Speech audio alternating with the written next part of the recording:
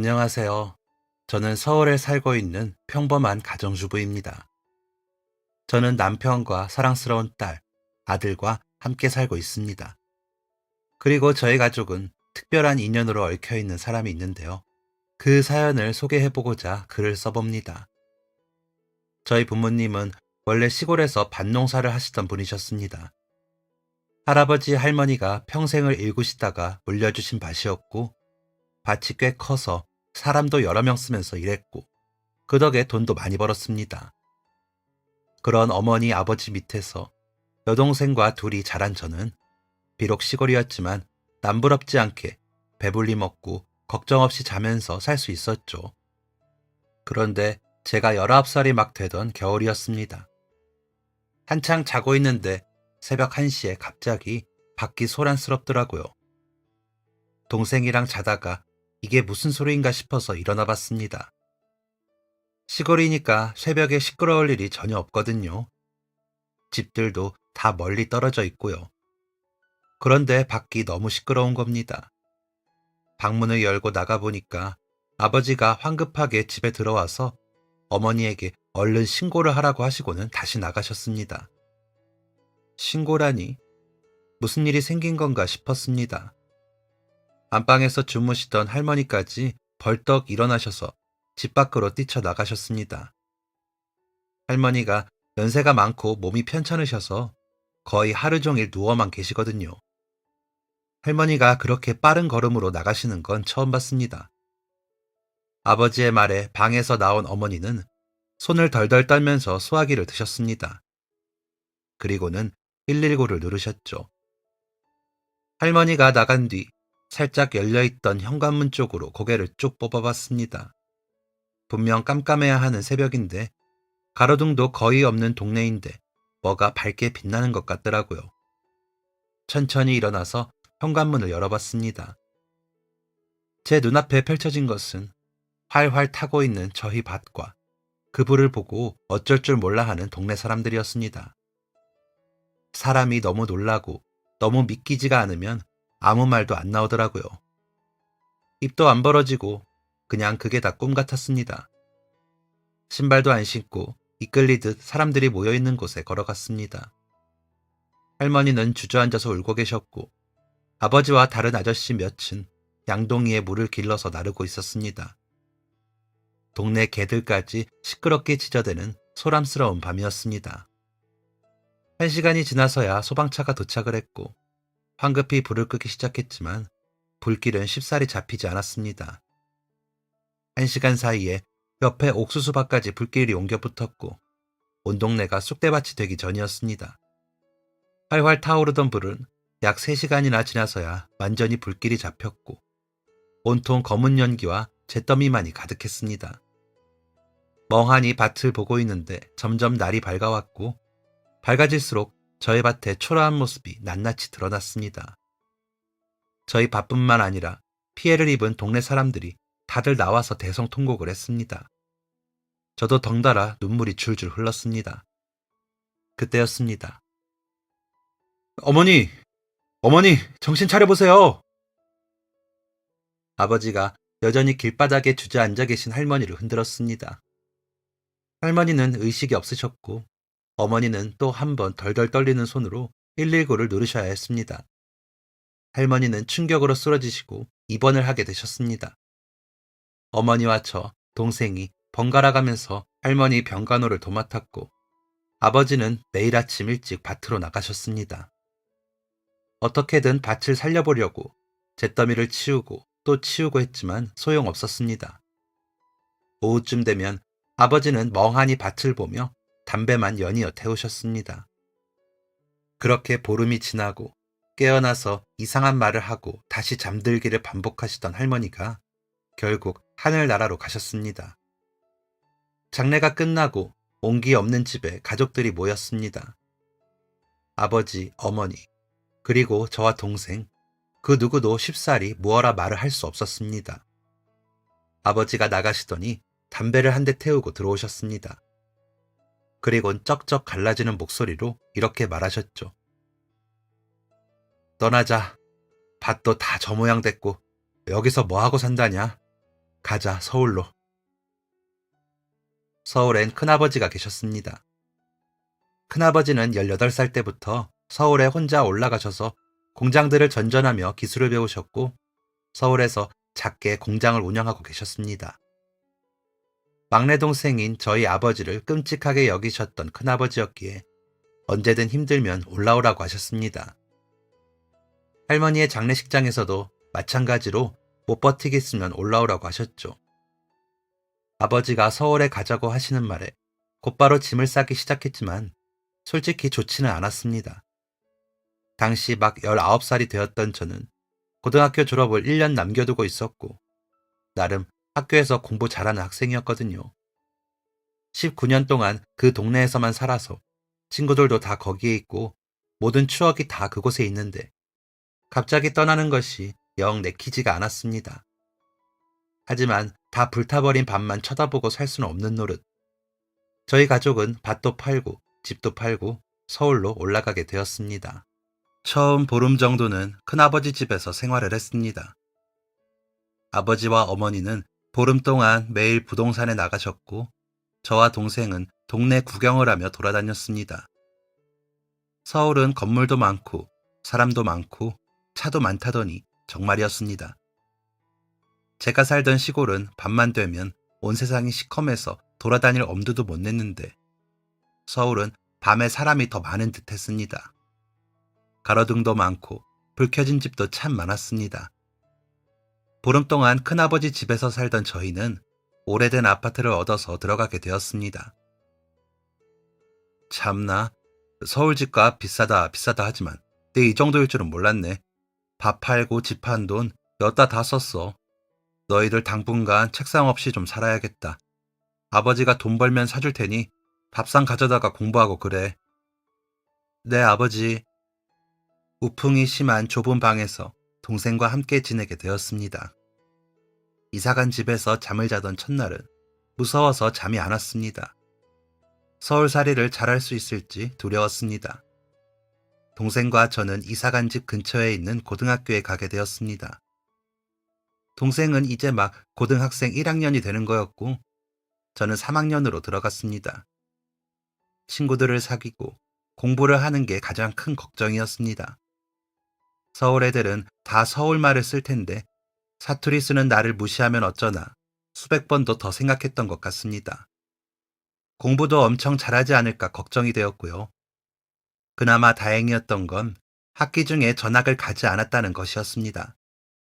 학기 중에 갔다면 애들 앞에서 자기소개를 했을지도 모르니까요. 신학기가 시작되고 가서 그런지 다들 저한테 별로 관심이 없는 듯 했습니다. 천만 다행이다 생각하고 있는데 자, 여기 이 문장부터는 다른 사람이 좀 읽어볼까? 거기 은정이? 은정이가 일어나서 좀 읽어볼래? 하필이면 국어 시간에 제게 지문을 읽으라고 선생님이 시키셨고 저의 부끄럽기 짝이 없는 사투리가 모두 드러나고 말았습니다. 아니나 다를까 제 사투리를 듣고 키득거리는 애들도 몇 있었고 동물원 원숭이 보듯이 신기한 눈으로 쳐다보는 애들도 있었습니다. 은정이는 시골에서 왔구나. 사투리가 참 귀엽네. 감사합니다. 아마 그때 제 얼굴색은 시뻘건 토마토 같았을 겁니다. 어찌나 부끄러웠는지 쥐구멍에라도 숨고 싶은 심정이었습니다. 수업이 끝나지 않았으면 좋겠다고 생각한 건 처음이었습니다. 분명 쉬는 시간 되면 애들이 비웃을 테니까요.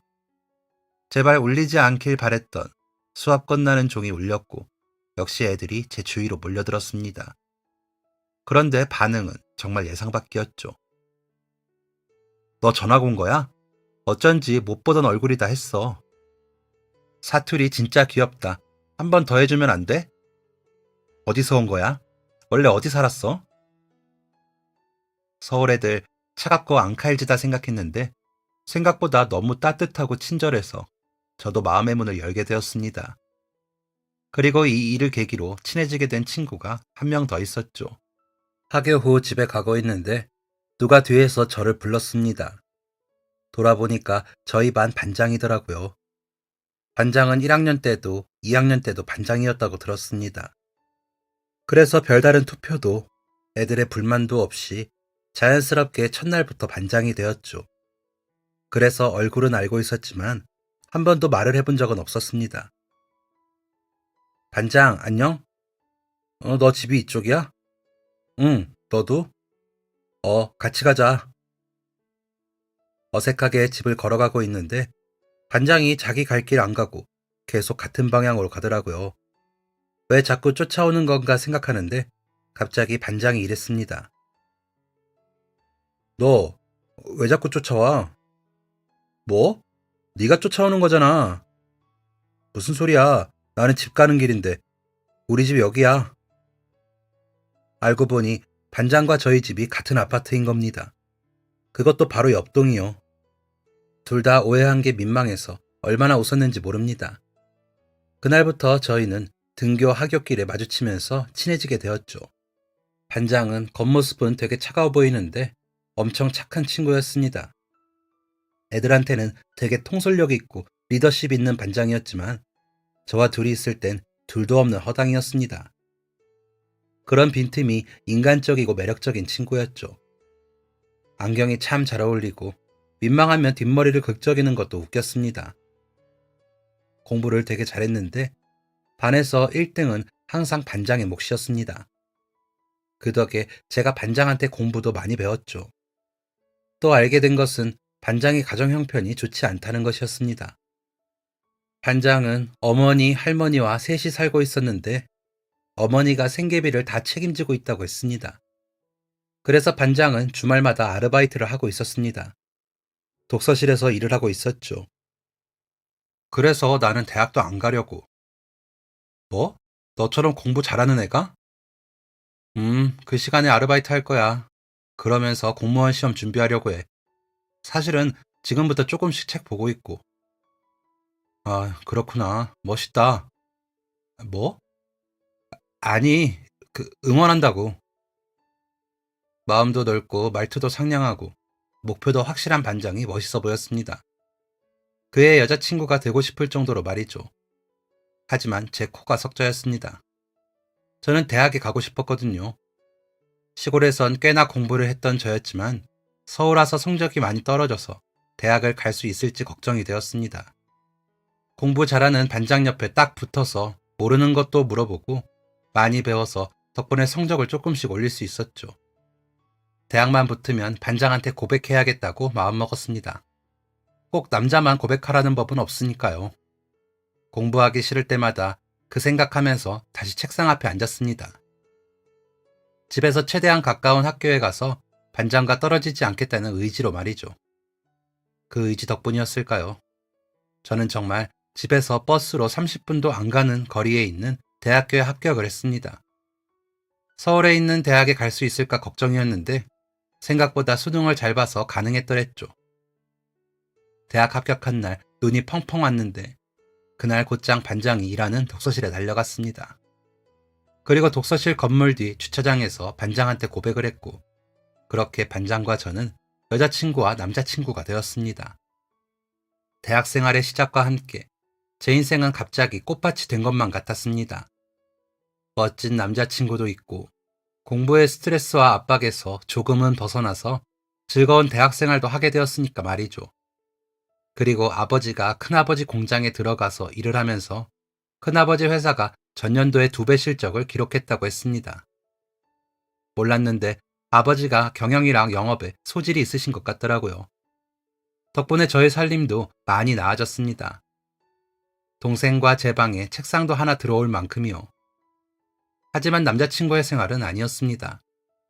오히려 학생 때보다 더욱 팍팍하고 여유도 없고 힘든 하루하루의 연속이었습니다.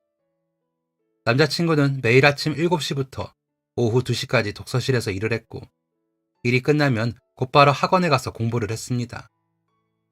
그리고 학원이 끝나면 밤에 2시간 정도 집 근처에 있는 고깃집에서 불판을 닦다가 집에 갔습니다. 시간도 마음에도 여유가 하나도 없는 삶이었습니다. 그나마 일주일에 하루를 쉬었는데 그 쉬는 날에도 하루 종일 공부만 하기 바빴습니다. 솔직히 저의 첫 연애였고 20살이었던지라 많이 놀고 추억도 많이 쌓고 싶었던 게 사실이었습니다. 그래서 좀 징징거리기도 했었죠. 오늘은 그냥 놀면 안 돼? 우리 매주 데이트할 때마다 독서실인 거 알지? 그래도 중간에 점심도 같이 먹고 지난주엔 커피도 마셨잖아. 아니, 나도 놀이동산이나 공원 같은 곳 놀러 가고 싶단 말이야. 벚꽃도 벌써 다 졌겠다.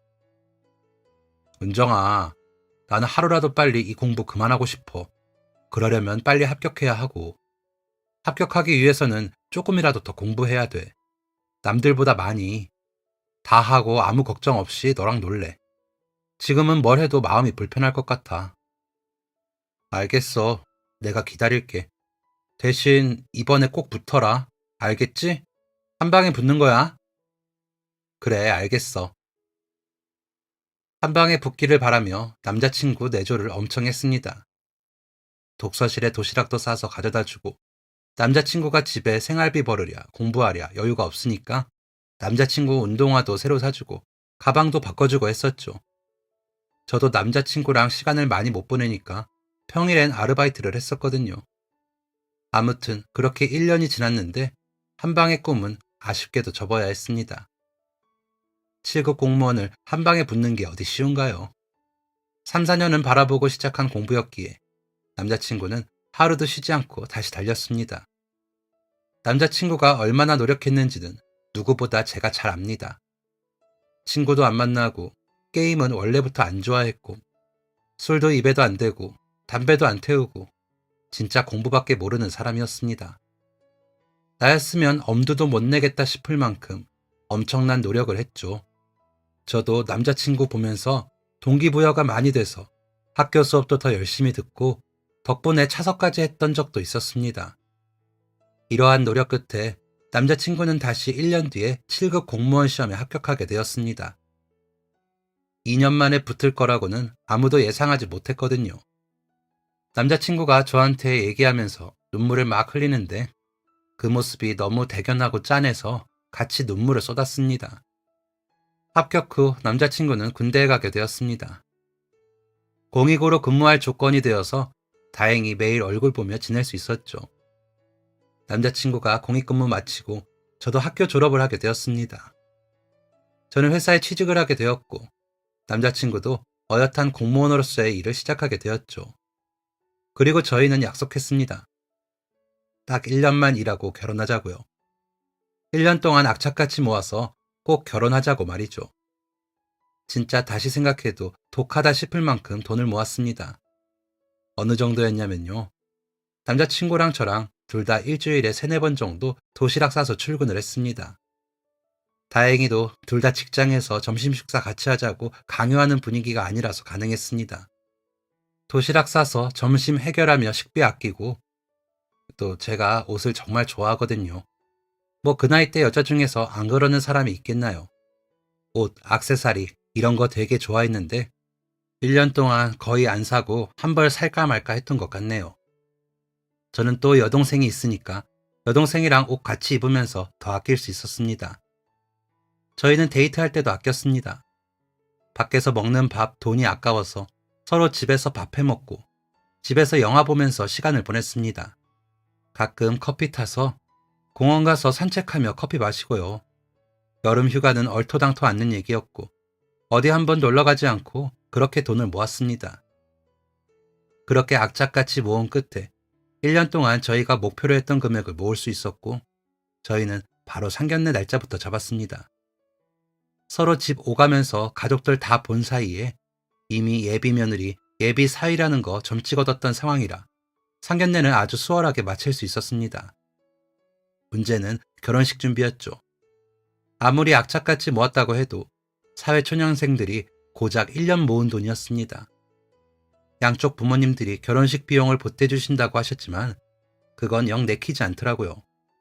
둘 다 집안 형편이 넉넉하지 않다는 걸 너무 잘 알고 있었으니까요. 그때부터 여기저기 발로 뛰면서 일명 발품을 팔며 결혼 준비를 하게 되었습니다. 그렇게 꼬박 8개월을 두 발로 뛰며 준비를 한 끝에 저희는 비로소 부부가 될 수 있었죠.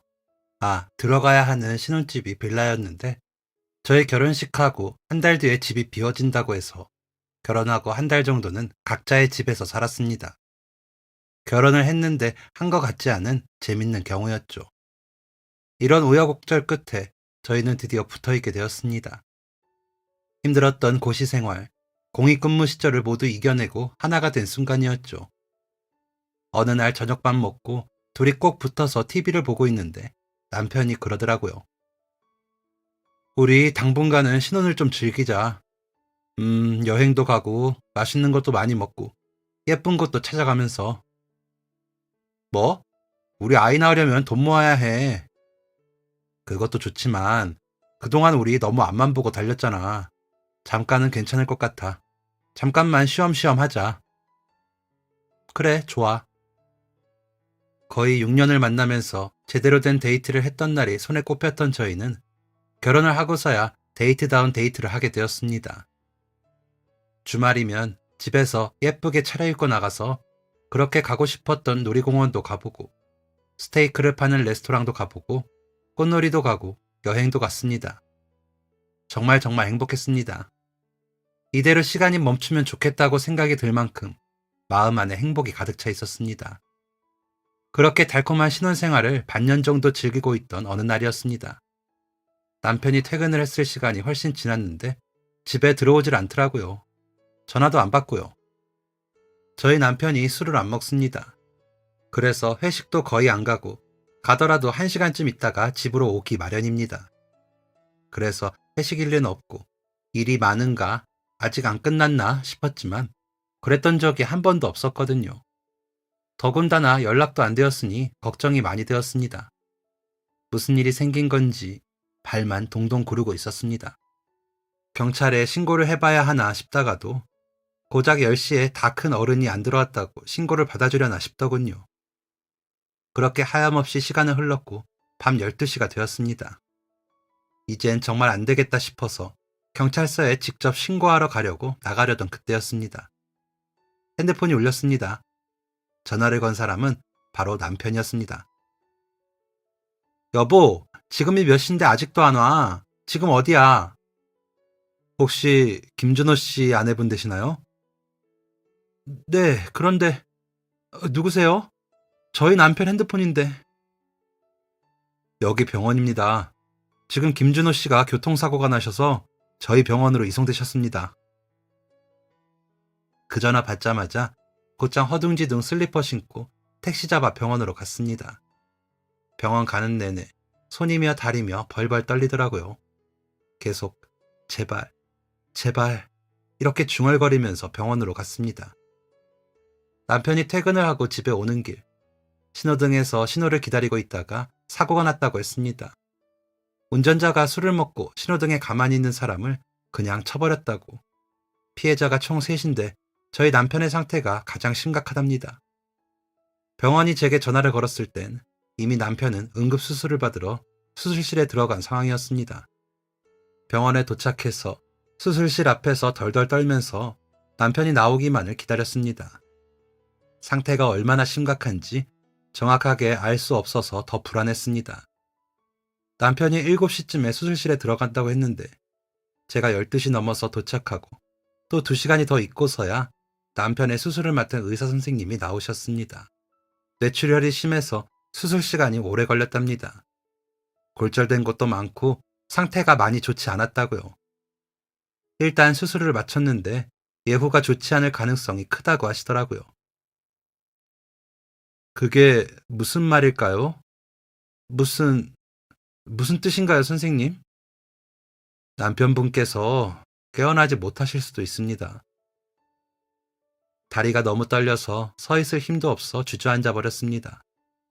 2시간 동안 꾹 참고 있던 눈물이 미친 듯이 쏟아졌습니다. 남편은 식물인간이 되었습니다. 지난 6개월의 신혼생활이 꿈같이 느껴졌습니다. 어떻게 사람 인생이 한순간에 이렇게 될 수 있을까요? 제 남편이 뭘 잘못했다고, 무슨 죄를 지었다고 이런 일을 겪어야 하나요? 미동도 없는 남편을 본 시어머니도 저희 부모님도 많이 우셨습니다. 매일 아침부터 밤까지 시어머니가 남편을 지켰고 저는 퇴근하자마자 남편에게 가서 새벽까지 함께 있었습니다. 하루도 거르지 않고 남편의 몸 여기저기를 닦아주고 주물러줬습니다. 욕창이 생길까 걱정이 돼서 매일을 닦아줬습니다. 눈물이 줄줄 흐르는 걸 삼키면서 그렇게 살았습니다. 은정아, 너 그만해라. 이제 그만해. 그냥 너 살 길 찾아서 가. 저희 시어머니는 저만 보면 이렇게 말씀하셨습니다. 제가 어떻게 그만둬요. 남편이 아파서 누워있는데 제가 어떻게 남편을 버립니까? 처음엔 아무 말씀 안 하시던 친정엄마도 남편이 자그마치 1년이나 깨어나질 못하자 그만하라고 했습니다. 남편과 아직 못한 게 너무 많은데, 둘이 꿈꾼 미래가 너무 뚜렷한데 어떻게 제가 남편을 버려요? 그건 진짜 제가 나쁜 거잖아요. 남편이 깨어나지 않는 시간이 2년이 지나자 시어머니가 아예 병원에 못 오게 막으셨습니다. 은정아, 너 정말 왜 이렇게 말을 안 듣니? 오지 마. 더 이상 오지 마. 알아보니까 식물인간 된 사람이랑 이혼할 수 있다더라. 이혼해. 어차피 같이 산 날 얼마 되지도 않는 거 이혼하고 네 인생 살아. 너 아직 20대야. 직업 좋지, 인성 좋지, 얼굴 예쁘지. 너 좋다는 사람 나가면 널렸는데 왜 바보같이 여기서 이러고 있어. 오지 마. 너 절대 오지 마. 가. 너 더 이상 준호 부인이고 자시고 하지 마. 아무것도 하지 마. 시어머니가 그렇게 말씀을 하시면서 눈물을 엄청 흘리셨습니다. 저도 같이 울고 모두가 힘든 시간들이었습니다. 그렇게 남편 곁을 5년을 지켰습니다. 시어머니가 오지 말라면서 화를 내고 애원을 하고 눈물을 흘려도 그냥 제멋대로 남편을 찾아갔습니다. 남편이 깨어날 수 있다고 굳게 믿으면서 제발 그러길 소원하면서 말이죠. 의사 선생님이 그러시더라고요. 깨어날 수 없을 거라고. 만약 깨어난다면 그건 정말 기적일 거라고요. 5년이라는 시간 동안 남편은 그대로 그 자리에 누워 있었고, 변하는 게 있었다면 주변 사람들의 희망이었습니다. 남편이 깨어날 거라는 희망이 점점 사라지고 있었습니다. 그러다가 어느 날 시어머니하고 병원 공터 같은 곳 벤치에 나란히 앉아서 커피를 한잔 하게 되었습니다. 날이 참 좋고 벚꽃이 활짝 핀 어느 날이었습니다. 은정아, 네 어머니, 이만하면 되지 않았니? 어머니 또 나는 말이야. 네가 고등학생 때 너를 처음 보고 얼마나 예뻤는지 몰라. 내가 그런 말주변이 없어서 티를 다 못 냈겠지만 너 정말 예뻤어. 그날 너 가고 준호가 나한테 와서 그러더라. 엄마 진짜 예쁘지? 너무 예쁘지? 나 은정이가 너무 좋아. 이렇게. 아, 우리 아들의 첫사랑이 시작되었구나. 나는 그 순간이 오면 되게 아쉬울 줄 알았는데 아니더라. 그게 너라서 다행이고 너라서 참 좋더라.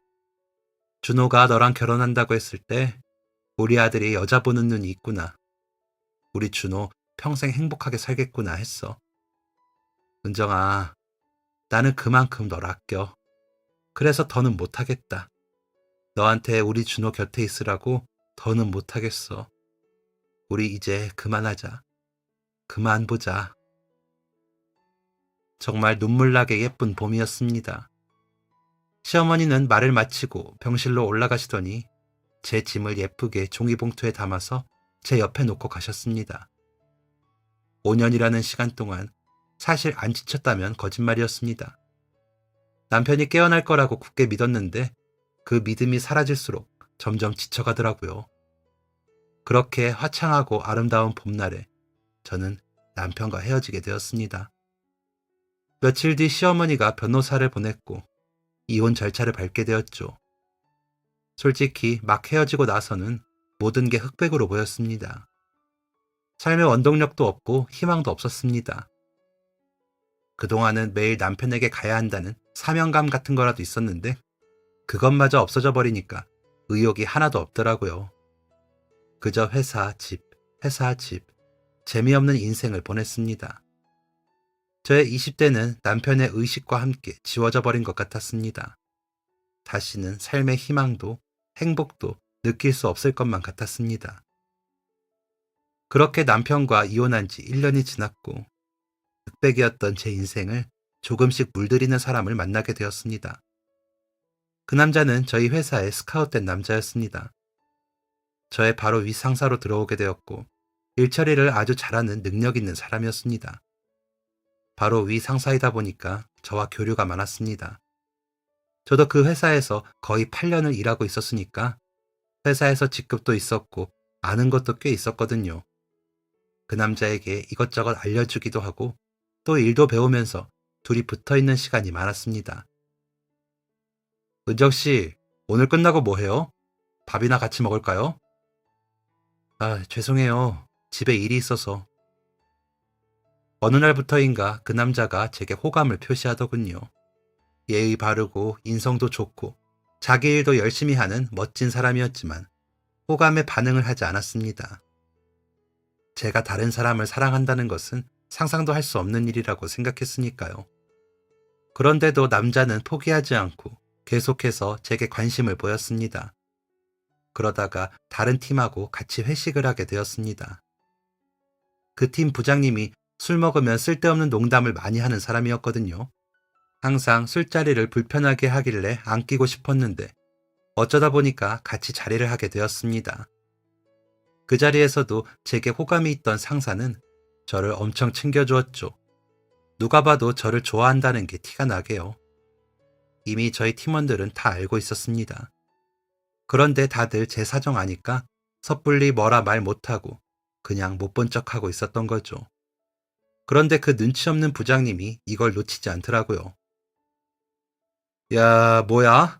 김 과장이 은정 씨 좋아하는 거야? 야, 그런 거야? 그래, 은정 씨. 이제 그만 잊고 잘 살 때도 됐잖아. 응? 은정 씨 나이가 아깝다고. 그 젊음이 참 아까워. 김 과장 젊은데 능력 좋지. 잘생겼지. 한번 만나봐. 어때, 은정 씨? 참 사람을 불편하게 만드는 재주가 있는 사람이었습니다. 웃는 사람 하나 없는데 혼자만 웃으면서 아주 좋아하더라고요. 그 부장님이 나쁜 마음으로 그러는 게 아니라는 걸 알지만 그래도 기분이 너무 나빠서 술만 들이켰습니다. 잘 먹지도 못하는 술을요. 한창 먹다가 이러다가 취하겠다 싶어서 잠깐 가게 앞에 나와서 바람을 쐬고 있었습니다. 그런데 그 상사가 따라 나오더라고요. 그러더니 자기 자켓을 제 어깨에 덮어주는 겁니다. 그런데 제가 술을 많이 먹었는지 헛소리를 하고 말았습니다. 어쩌면 속마음이었을지도 모르겠네요. 좀 하지 말라고요. 제 마음입니다. 진짜 제 멋대로네. 그럼 말해줘요. 뭘요? 은정 씨가 왜 저를 거부하는지요. 무슨 사연이 있는지 나한테 말해줘요. 그래, 차라리 제 사정을 다 말하면 제게 더 이상 호감을 안 가질지도 모르겠다 싶었습니다. 그 남자는 그때 제가 이혼했다는 사실조차도 모르고 있었으니까요. 제 이야기 들으면 제가 확 싫어질걸요. 완전 정 떨어질 텐데. 괜찮습니다. 술 기운이었는지 저는 제 이야기를 모두 털어놓았습니다. 19살 때부터 만났던 남자와 결혼한 것, 결혼한 지 6개월 만에 남편이 식물인간이 된 것, 5년 동안 곁을 지키다가 이혼하게 된 것, 저의 모든 민낯을 낱낱이 드러냈습니다. 분명 나쁜 여자로 생각하겠지. 이혼까지 했다고 하니 더 이상 나한테 관심 끄겠지 했는데 남자의 반응은 예상 밖이었습니다. 그럼 지금은 남편도 없고 남자친구도 없다는 거죠? 네? 제가 지금까지 한 말 듣긴 한 거예요? 네, 들었습니다. 그것 때문에 저를 거부한 거라면 저랑 만나요. 과장님, 지금 술 취했죠? 아니요, 저 술 안 먹었어요. 저는 그런 거 다 상관없으니까 우리 만나요. 그 다음에 필름이 뚝 끊겼습니다. 정신 차려보니까 집이더라고요. 동생 말로는 제가 어떤 남자한테 엎혀서 왔다는데 듣자 하니 과장님이었습니다. 전날 기억이 떠오르면서 너무 창피해서 얼굴이 다 빨개지더라고요. 앞으로 회사에서 어떻게 보나. 분명 나 이상한 사람이라고 생각하겠구나 싶어서 머리를 쥐어뜯고 있는데 과장님한테 문자가 왔습니다. 30분 뒤에 집 앞으로 갈게요. 같이 해장하죠. 그래, 차라리 매도 빨리 맞는 게 낫겠다 싶어서 알겠다고 답장을 보냈습니다. 전날 왜 그랬냐고, 진짜 이상하다고 뭐라고 하려나 걱정하고 있는데 정말로 해장하러 가더라고요. 일단 더부룩한 속부터 좀 달래보자고 하고 한술 뜨려는데 그 남자가 이러는 겁니다. 어제 다 기억나요? 뭐, 그럼요. 그럼 우리 만나기로 한 것도 기억나겠네요. 그 말 진심이에요? 저 어제 술 한 잔도 안 했다니까요. 당연히 진심이죠. 나 참 황당하네. 그렇게 남자와 저는 황당하게 시작을 하게 되었습니다. 아니, 이혼도 했고 식물인간인 전 남편도 두고 왔다는데 제가 뭐가 좋다고 그러는지 도저히 이해가 안 가더라고요. 뭐라 더 거절할 말도 없어서 그렇게 어영부영 만남을 시작하게 되었습니다. 남자는 냉철하고 진지한 회사의 모습과 다르게 둘이 있을 땐 굉장히 재미있고 장난기도 많은 사람이었습니다. 의욕 없던 제 삶에 희망을 주고 제게 생기를 불어넣어주면서 저를 웃게 만드는 사람이었죠. 전 남편이 안 떠올랐다면 거짓말일 겁니다. 남자와 함께 웃을 때면 병원에 누워있는 전 남편이 떠올라서 가슴이 시리고 죄책감이 느껴졌죠. 그렇게 남자와 1년 정도 만났을 때 저는 프로포즈를 받게 되었습니다.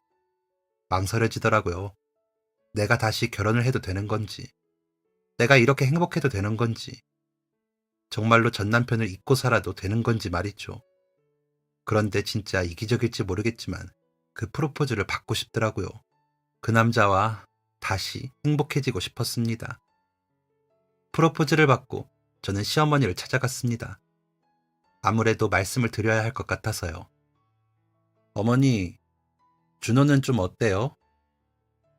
똑같지 뭐. 은정이 너는 요즘 잘 지내? 한동안 살이 쑥쑥 빠져서 볼이 쏙 들어가더니 지금은 좀 괜찮아졌네. 어때 요즘? 어머니, 저 사실 프로포즈 받았어요. 어머, 어머니가 눈물을 글썽이셨습니다. 배신감을 느꼈겠지. 분명 내가 원망스럽겠지 생각했습니다. 그런데 시어머니가 갑자기 저를 와락 끌어안으셨습니다. 어머, 나 너무 기쁘다, 은정아. 정말 축하해. 너무 잘 됐다. 어떤 사람이니? 분명 좋은 사람이겠지? 어쩜 잘했어, 은정아. 너무 잘 됐다. 시어머니가 눈물까지 흘리시면서 정말 진심으로 저를 축하해 주셨습니다. 시어머니의 눈물을 보고 죄책감이 조금은 덜어지는 기분이었습니다. 깊은 고민 끝에 저는 이 남자와 결혼을 하기로 결심했습니다. 많은 사람들이 저희를 축복해 주었고 또 응원해 주었습니다. 그리고 저희는 결혼한 지 2달 만에 아이까지 갖게 되었습니다. 허니문 베이비였죠. 정말 행복했습니다. 임신 기간 내내 남편은 저를 아주 살뜰하게 챙겨주었고 너무 오랜만에 사랑받는 기분을 느끼게 된 저는 매일매일이 행복하고 소중했죠. 뱃속의 아기는 탈없이 아주 잘 커주었고 38주 만에 세상의 모습을 드러내었습니다. 분만할 때 가족 분만실에서 분만을 했는데 제가 진통을 하는 9시간 동안 남편이 내내 제 옆에서 걱정스러운 표정으로 같이 호흡해주고 손도 꼭 잡아주다가 아이 딱 나오고 엉엉 울었습니다.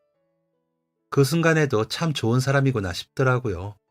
그 아이의 탄생이 어찌나 신비롭고 행복하던지 세상 무엇과도 바꿀 수 없는 제 보물이자 제 목숨과도 같은 아이였습니다. 아이를 낳고 친정엄마의 도움을 받으며 집에서 산후조리를 했습니다. 남편이 진짜 괜찮은 사람인 게 그때 퇴근만 하면 쉬지도 않고 집안일부터 하더라고요. 일하고 와서 힘들었을 법도 한데 매일 웃으면서 집안 청소며 빨래며 쓰레기 정리까지 다 해주었습니다. 그렇게 2달이 지난 어느 날이었습니다. 전 남편의 시어머니한테 전화가 오더라고요. 재혼하고서 가끔 연락을 드리곤 했습니다. 저 결혼할 때 축의금도 보내주시고 아이 생겼다는 거 아셨을 때도 엄청 기뻐하셨거든요. 남편도 제가 전 남편의 시어머니와 연락하는 거에 관여하지 않았습니다.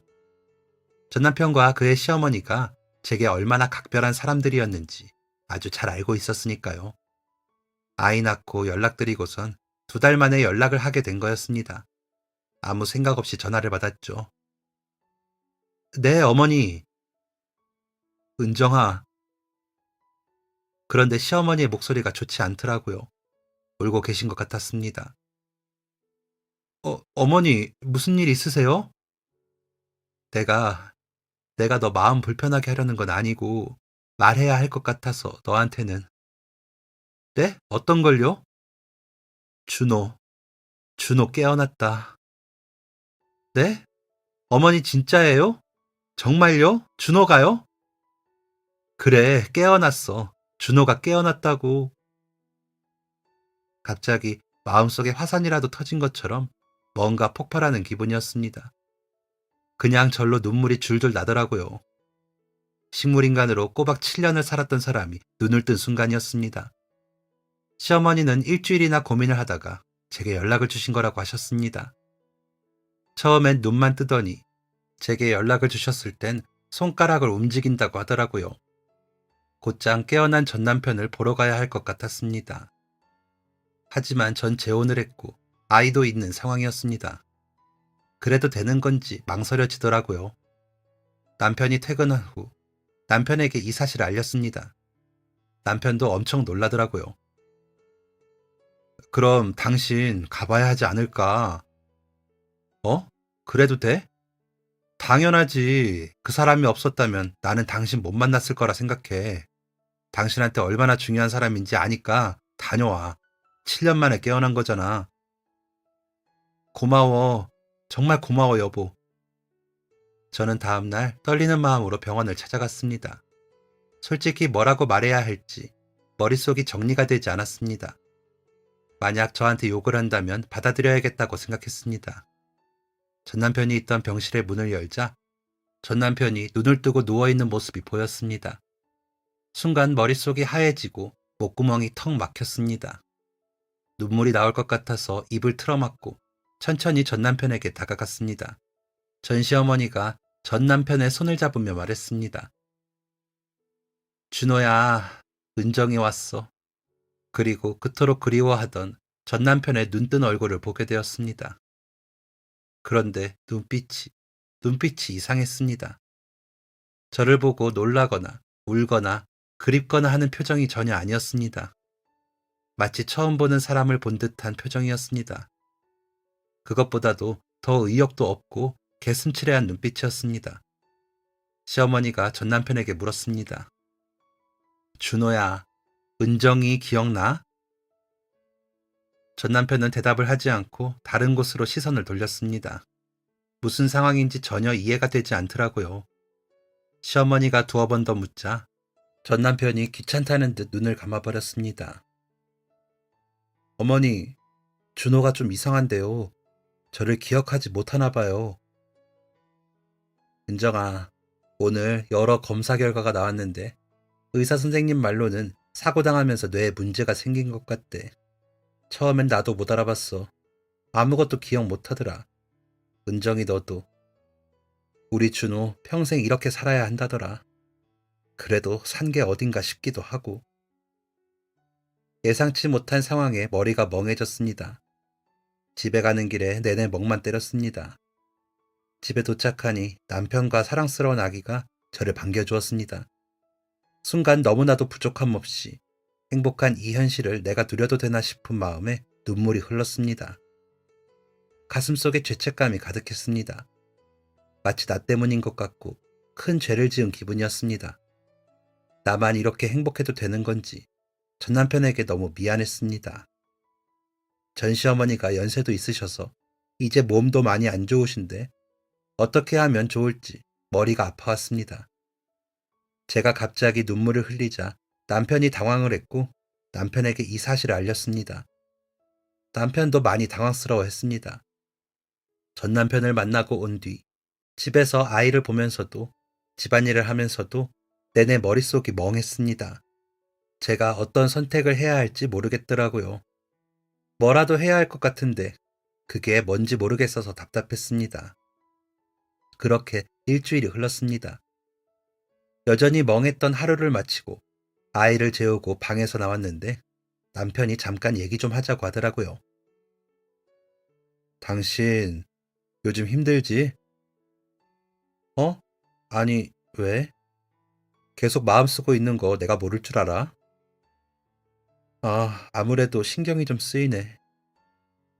내가 곰곰이 생각해 봤는데, 우리가 당신 전 남편의 후견인이 되어주는 건 어떨까? 뭐? 후견인? 전 시어머니 연세도 있으시고 편찮으시다면서. 그럼 나중에라도 전 남편 돌봐줄 사람이 필요할 거 아니야. 여보, 진짜 진심이야? 음, 당신한테 중요한 사람이면 나한테도 중요한 사람이야. 전 남편이라고 해서 나쁜 감정 전혀 없어. 나도 그게 도리라고 생각해. 당신도 그럼 마음이 조금 더 편안해지지 않을까? 여보, 정말, 정말 고마워. 남편이 그렇게 말해줄 줄은 상상도 못했습니다. 저희 전 남편이 외동인데다가 시어머니 말고는 가족이 없거든요. 시어머니도 형제분들하고 교류가 없다는 것도 너무 잘 알고 있었습니다. 그리고 있다고 한들 아픈 조카를 맡아주기란 쉽지 않았을 테고요. 저희는 그 주 주말에 전 남편이 있는 병원을 찾아갔습니다. 남편과 함께 전 남편에게 인사를 하고 전 시어머니에게 저희의 의견을 알렸죠. 시어머니가 엉엉 우시더라고요. 내가 진짜 염치가 없다. 내가 염치가 없어. 거절해야 하는 게 마땅한데, 그래야 하는데 너무 고맙다, 은정아. 내가 언제 갈지도 모르는 마당에 우리 준호 저러고 있는 게 너무 가슴이 아팠는데 너무 고맙다. 은정아, 넌 정말 복 받을 거야. 정말 큰 결심해줘서 고맙다. 남편이 아는 변호사를 통해서 후견인 절차를 밟게 되었습니다. 이게 가족이 아니고 법적 후견인이 되는 거니까 꽤나 까다롭더라고요. 시간이 좀 걸렸지만 저희 부부는 전 남편의 후견인이 되었습니다. 그로부터 벌써 5년이 지났습니다. 저희 부부는 그새 둘째까지 낳았고 정신없는 육아를 하고 있는 중입니다. 그리고 전 남편은 현재 시어머니와 둘이 살고 있습니다. 시어머니가 하루 종일 전 남편을 보고 있을 수 없어서 낮에는 센터에 다니고 있는데 그 금전적인 부분을 저희가 지원을 하고 있습니다. 남편은 여전히 5살짜리 아이처럼 생각하고 행동하지만 큰 사고 없이 잘 지내고 있습니다. 뭐라 정의할 수 없는 이 관계들이 참 복잡하기도 하고 남들이 보기엔 이상할 수도 있지만 분명한 것은 저희는 각자의 자리에서 최선을 다하고 있다는 것입니다. 많이 생각했습니다. 과거를 돌이켜보기도 했고요. 내가 할 수 있는 최선이었을까? 하는 생각을 수도 없이 했습니다. 저는 전 남편을 사랑하던 순간에도, 전 남편과 신혼생활을 즐기던 순간도, 전 남편을 5년 동안 간호하던 순간도, 지금의 남편을 만나던 순간도 언제나 그 순간에 최선을 다했다고 생각합니다. 제 주변의 모든 사람이 더 행복해지길 바라면서 저는 앞으로도 최선을 다해서 인생을 살아보려고 합니다. 감사합니다. 지금까지 사연 들어주셔서 감사합니다. 사연이 재밌으셨다면 구독과 좋아요를 눌러주세요. 감사합니다. 안녕히 계세요.